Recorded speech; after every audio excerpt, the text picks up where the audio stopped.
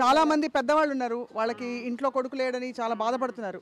వాళ్ళకి ఏం భరోసా ఇస్తారు మీరు? ఎట్లా అంటే వాళ్ళకి టైంకి పెన్షన్లు అందుతున్నాయా ఏమిటి? టైంకి పెన్షన్లు వస్తున్నాయి మేడం. కేసీఆర్ ఒక పెద్ద కొడుకు వీళ్ళందరికీ పెద్ద కొడుకు అయ్యిండు. ఎందుకంటే 2000 రూపాయలు అనేది కుటుంబంలో పిల్లలు చూడకున్నా కోడలను చూడకున్నా వాళ్ళని కేసీఆర్ చూస్తున్నట్టుగా వాళ్ళంతా కేసీఆర్ని ఒక దేవుడిగా కొలుస్తారని చెప్పేసి నేను అనుకుంటున్నా. చెప్పండి ఒకసారి. మంచిగా ఉందా? ఇక్కడ హ్యాపీగా ఉన్నావా? సంతోషంగా ఉన్నావా? పెన్షన్ వస్తుందా? వస్తుంది. ఏళ్ళు పడతలేవు.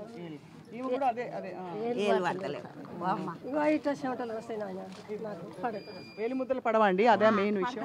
మరి దాని ఏదో చేయాలి, అరిగిపోతాయి కదా. ఏదైనా తల్లి మంచిగా అవుతుంది, నువ్వేం ఫికర్ చేయకు.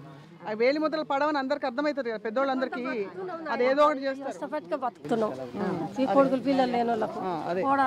సర్పంచ్ గారు మీరు ఏదో ఒకటి చేయాలి వీళ్ళకి. వేలి ముద్దల సమస్య తప్పకుండా చేస్తాను మేడం. కార్డు ఇచ్చిర్రు, ఆల్రెడీ కార్డు ఇచ్చిర్రు. నెక్స్ట్ నుంచి వెళ్ళి డైరెక్ట్ కార్డు సైప్ ద్వారానే వస్తాయి మేడం. అదే కార్డులు ఇచ్చి ఇస్తారమ్మా, ఓకేనా? బాధ సర్పంచ్ గారికి చెప్తే ఆయన సెట్ చేస్తానంటున్నారు మొత్తం, ఓకేనా? ఇప్పుడు ఏమైంది నీకు? వస్తలేదా? ఏళ్ళు పడతలేదా? నెక్స్ట్ నుంచి వెళ్ళి కార్డు ద్వారా డైరెక్ట్ సైప్ చేసి ఇస్తారు. రాకుంటే ఏమన్నా సెక్రటరీ గారి దగ్గర పోతే ఆయన ఏళ్ళు పెట్టి ఇస్తాడు, డబ్బులు ఇస్తాడు. ఇబ్బంది ఏం లేదు. మళ్ళీ వస్తా నేను, మళ్ళీ వచ్చి ఒక నెల 2 నెలల్లో వచ్చి అందరికి పలకరిస్తా, సరేనా? మళ్ళీ వస్తా. ఇప్పుడు వచ్చిందా? గీయలేదా? ఇస్తాడు.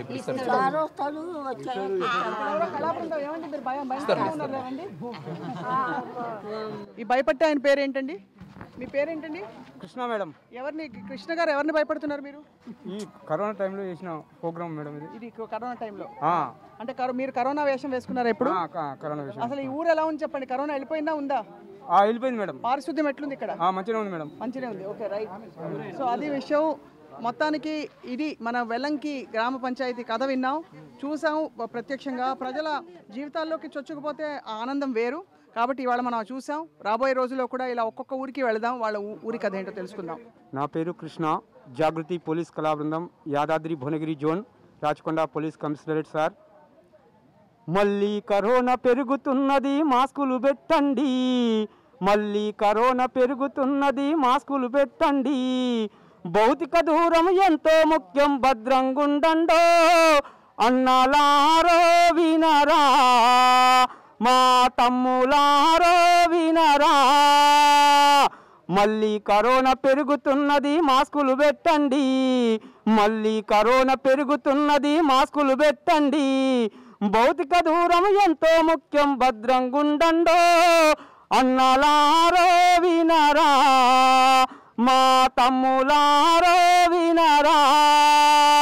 పోలీసోళ్ళు పొద్దు మాపు ముద్దుగా చెప్తుంటే, పోలీసోళ్ళు పొద్దు మాపు ముద్దుగా చెప్తుంటే, అన్నలారో వినరా, మా తమ్ములారో వినరా. కొత్త కారణండి, కొత్త కారణండి, ఒమిక్రాన్ కొత్త కారణండి. మాస్కులు పెట్టుకోండి, జర మందిలో తిరగకండి. కొత్త కారణండి, ఒమిక్రాన్ కొత్త కారణండి. మాస్కులు పెట్టుకోండి, జర మందిలో తిరగకండి. అన్నలారా, అమ్మలారా, అక్కలారా, తమ్ములారా, కొత్త కారణండి. నా పేరు నకరకంటి రవి. ఆడపిల్లలపై జరుగుతున్న అత్యాచారాల మీద ఇచ్చిన పాట మీకోసం. ఎన్నెన్ని ఘోరాలో ఎన్ని బలిదానాలమ్మా, ఈ పురుష సమాజముల బలి పశువే నీవమ్మా.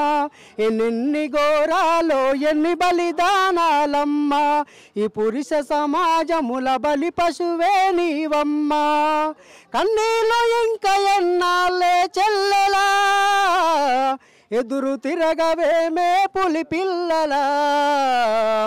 ఎన్నెన్ని ఘోరాలో ఎన్ని బలిదానాలమ్మా ఈ పురుష సమాజముల బలి పశువే నీవమ్మా చిరు చిరు నవ్వుల నా చిన్నారి చెల్లెళ్ళను బుడి బుడి నడకల నా బంగారు తల్లులను చిరు చిరు నవ్వుల నా చిన్నారి చెల్లెళ్ళను బుడి బుడి నడకల నా బంగారు తల్లులను పసి వయసని తెలిసి పగబట్టిన కామాందులా క్రూరంగా చెల్లిని ఘోరంగా చెరిచిన ఎన్నెన్ని ఘోరాలో ఎన్ని బలిదానాలమ్మా ఈ పురుష సమాజముల బలి పశువే నీవమ్మా కన్నీళ్ళు ఇంకా ఎన్నాళ్ళే చెల్లెలా ఎదురు తిరగవేమే పులి పిల్లలా ఎదురు తిరగవేమే పులి పిల్లలా ఎదురు తిరగవేమే పులి పిల్లలా. Thank you.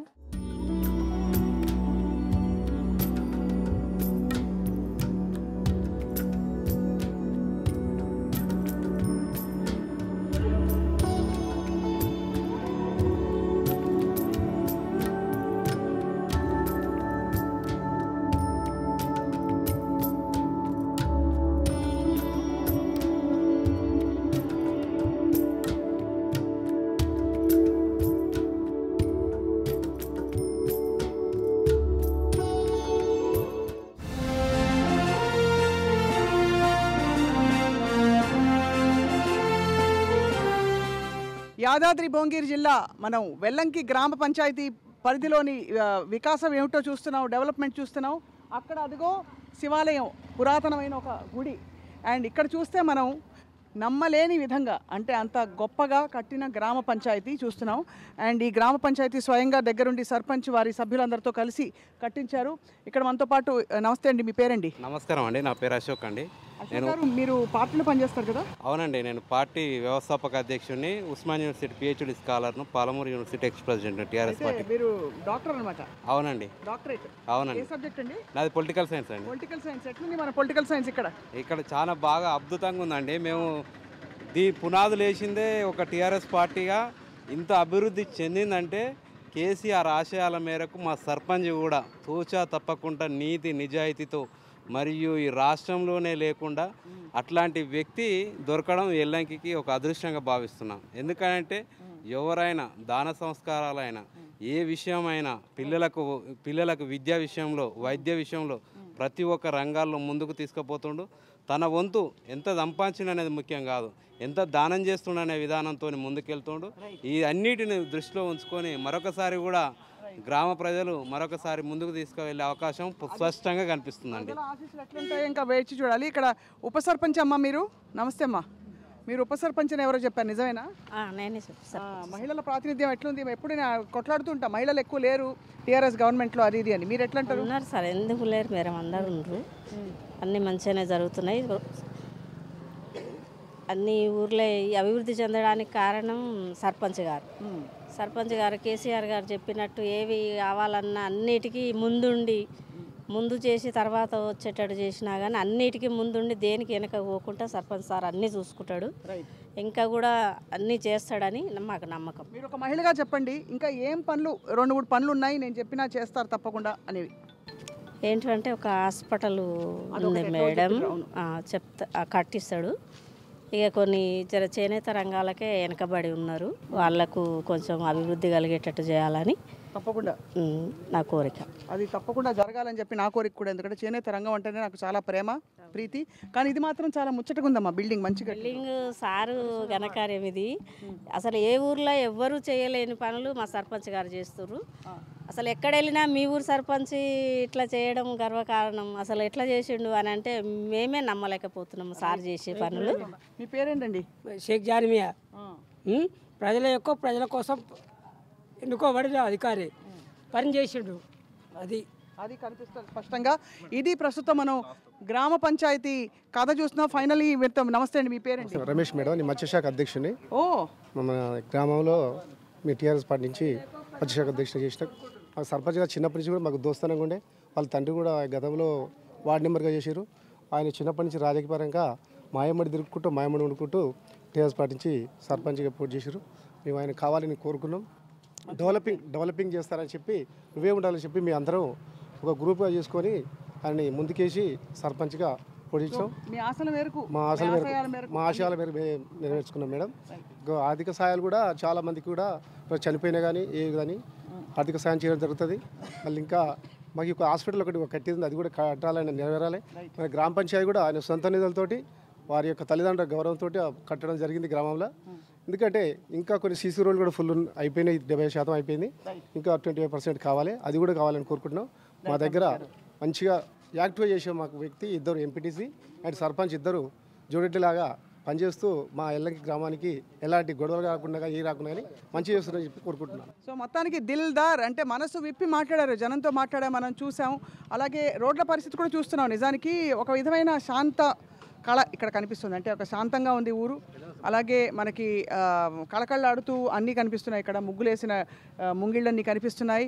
పండగ వస్తోంది, ఎలాగో సంక్రాంతి పండగ కాబట్టి అందరికీ సంక్రాంతి పండగ శుభాకాంక్షలు ముందుగానే చెప్తూ ఇది ఈ ఊరి కథ. మళ్ళీ మరొక ఊరిలో కలుసుకుందాం, ఆ ఊరి కథ ఏమిటో తెలుసుకుందాం.